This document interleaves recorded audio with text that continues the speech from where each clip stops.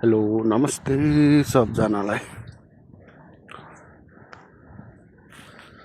आज चाहिँ छुट्टीले गर्दाखेरि सुत्दा जाडोले बाहिर निस्किन नसकेको अवस्थामा साह्रै शरीरलाई कामले भन्दाखेरि पनि सुत्दाले चाहिँ थकाइ लागेको अवस्थाले गर्दाखेरि आज चाहिँ यसो बाहिर निस्केको। हिजो अस्ति चाहिँ हिउँ परेको कारणले बाहिर निस्किन सक्ने अवस्था थिएन।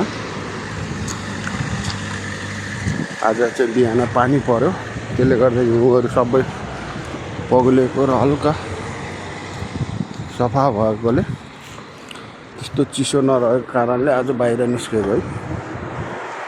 ल हेर्नु, रुख चाहिँ जाडोले गर्दाखेरि सबै नाङ्गै भएछ, पात पतिङ्गर भन्ने केही पनि छैन। हाम्रो नेपालतिर चाहिँ चैत वैशाखमा आगो लागि भएर सुकेको रुख जस्तो देखिन्छ। सुकेको चाहिँ होइन, यो हरियै हो, सबै पात झरेको। अब बिस्तारै 2-2.5 महिनामा चाहिँ गर्मी बढेसँगै फेरि यहाँ हरियाली हुन्छ है। ल हेर्नु, हिउँ अझै पनि अलिअलि बाँकी छ। सर्लक्क माइन्ड फ्रेस गर्नलाई घुम्दैछु, मार्केटतिर जाँदैछु है।